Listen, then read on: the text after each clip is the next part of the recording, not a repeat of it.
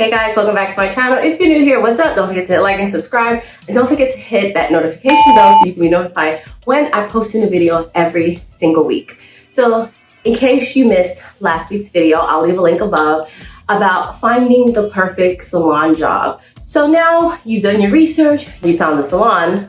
How do we land the job that we're looking to get hired for? So I'm going to be going over how to write a resume, especially for a new nail tech with no experience. How do you write a resume and you don't really have any experience in this industry? So I'm going to go over how to write a resume with no experience, what to expect during the interview, what to bring to your interview, and how to prepare for your interview at your new job. We're going to start that right now.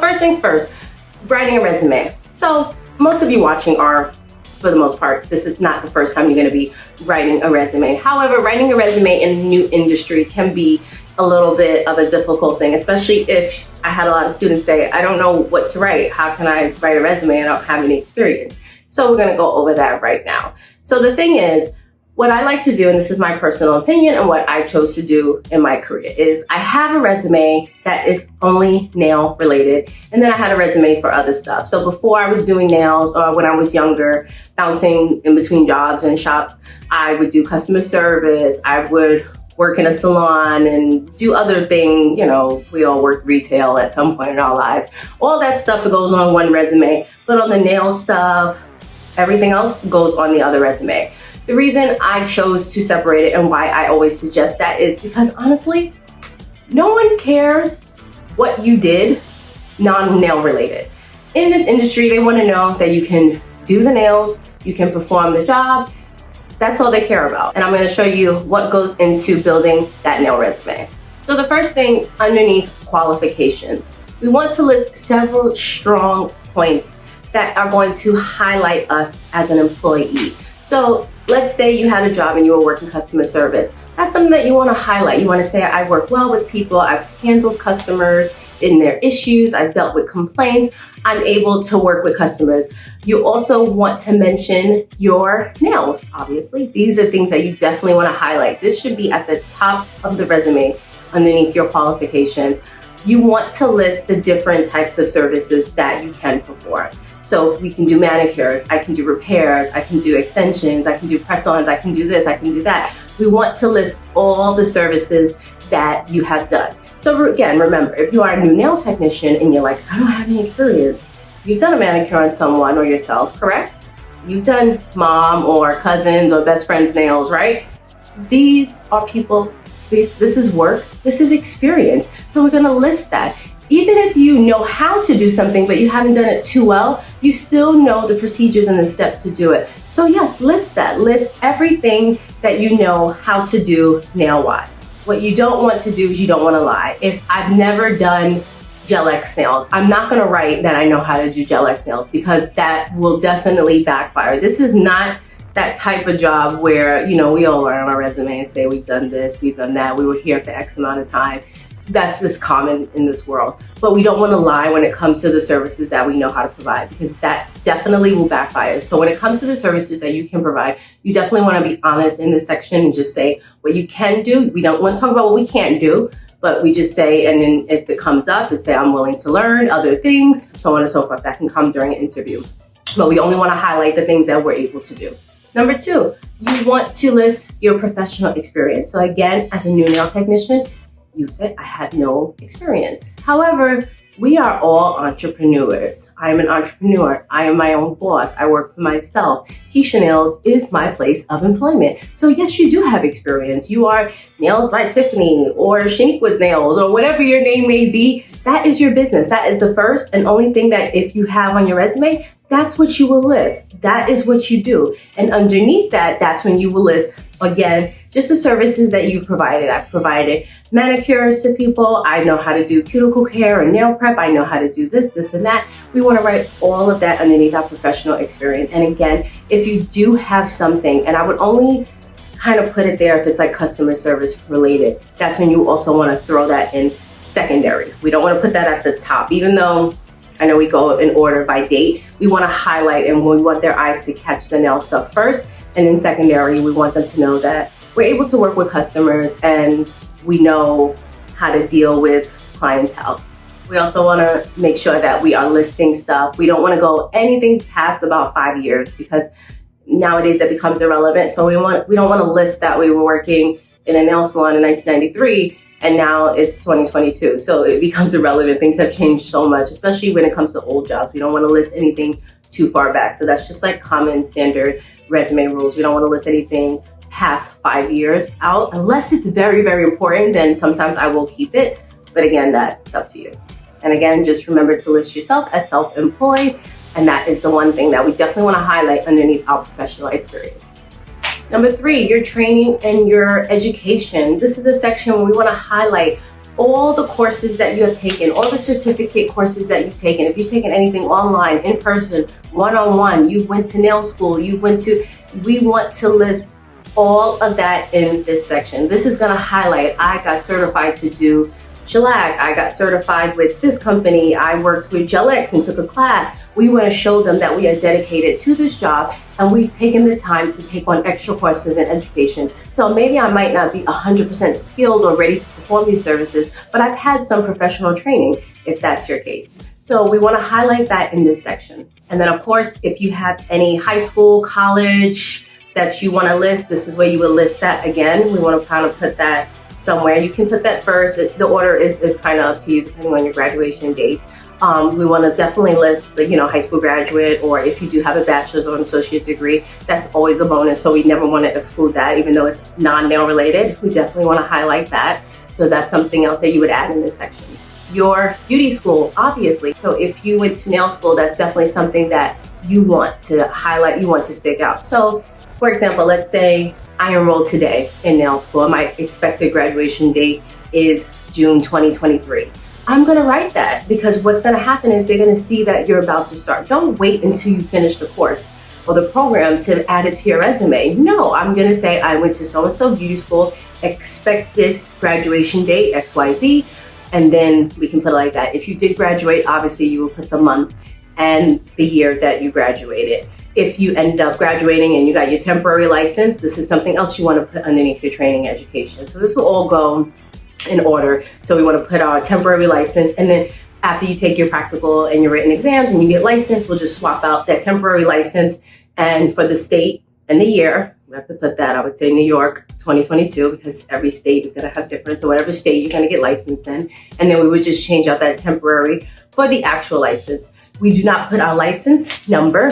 Just a side note for some of you that might not know, we do not ever share your license number because somebody can take that number and start doing stuff with it. Never post it, never show it. We don't talk about it. We just say, I'm licensed in New York. I got licensed. It expires this day. That's all that they really want to know. We don't put the actual license number on it, but this is all stuff that will go underneath your education and your training.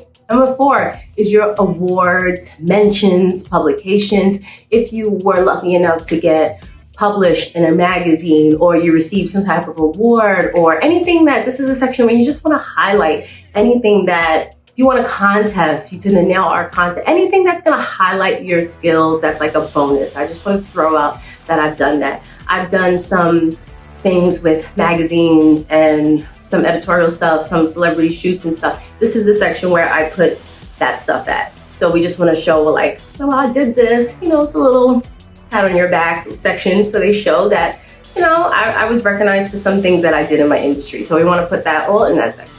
Also, if you don't have anything like that, what's something that you can add is we can put something that happened in school. If you had a 4.0 or a 3.8 GPA in school, you can highlight that. That's definitely worthy for someone to acknowledge and for you to be proud of. If you have a 4.0 or 3.8, you have a good GPA, you have perfect attendance when you came to nail school, you were the best student. Did your teacher give out any type of awards while you were in nail school or anything, or even was in college?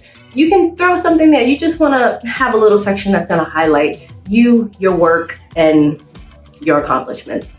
Lastly is your portfolio. So nowadays, we don't really walk around with a book of our nail artwork and stuff like that. So if you know you are in the process of interviewing and looking for a job, you want to make sure that your IG page is nice and clean.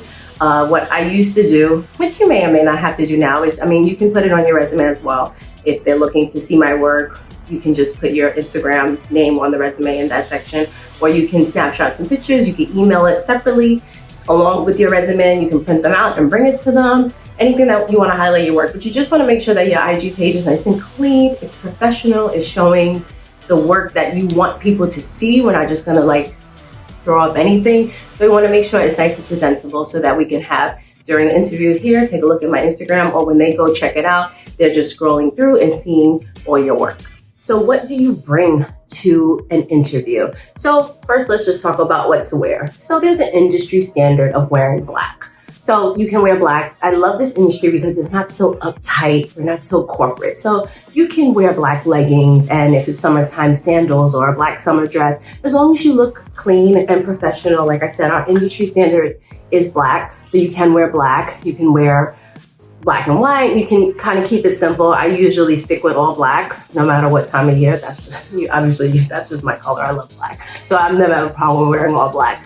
But we want to just make sure that we look clean. We can be trendy. We can add nail art. Don't be afraid of tattoos and stuff. This industry is very loose. It's very fun. It's very open. And I do love that about that. You don't have to show up in a 3-piece suit or a blazer to an interview for a nail salon job. That's just what it is. So you don't have to get too professional. So we just want to look appropriate. Also, make sure that your nails are done. Make sure they're done. Even if you don't wear nails and you don't wear polish, they should be clean. They should be nice and professional. Trust me, they will look at your nails. You are walking advertisement for yourself. So you want to make sure if you're going on an interview, your nails are done. If you're somebody that likes to wear super long nails, cut them down, please. Do not show up to an interview for a job with nails this long, because they're going to say, the first thing they say to you, I guarantee you, is, are you able to work with those nails? Or they're going to tell you real quick, you got to cut your nails.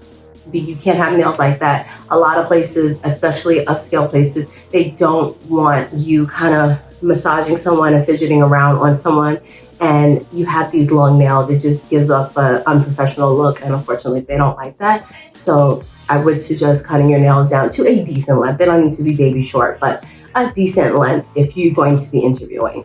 So what do you bring with you? So I always bring an extra copy of my resume. That's just what I do.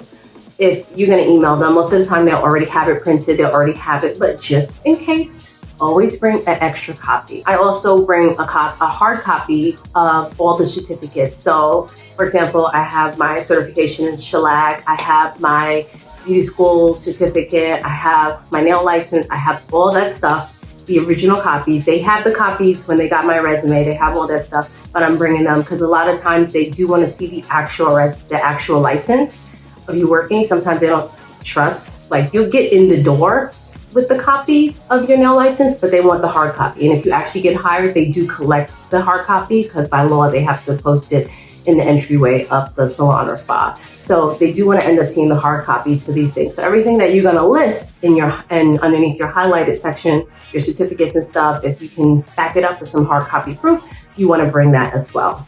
Also, you definitely want to be prepared to do a demo or to work. A lot of the times it will be just a manicure. If it's a mom and pop shop, they might ask you to just do a full set, or they might ask you to work for a day. That depends on the owner and what they want, but you want to be prepared. So what I do is I always bring some personal items that I don't want to go into a place and they tell me to do a manicure and I have to use somebody else's supplies. If you are comfortable with your own nippers, pusher, acrylic brush, these are things that we want to bring. So again, I always bring my own cuticle pusher, my nippers, and acrylic brush. And also I have a small thin brush when I do French. If you like to do French in a very particular way with a liner brush or a nail art brush, bring that brush, because a lot of times, especially again, more upscale, they want to see you do a French because French is hard, and they know if you can do a French manicure, then you can probably polish and you can probably do more. Doing a French says a lot. So I bring the brush that I use to do a French manicure. So anything else that you feel that it's a little bit personal. If you have like a file that you like really, really love, bring that file. There's nothing wrong with it. And I have like a little carrying case. You can get them on Amazon.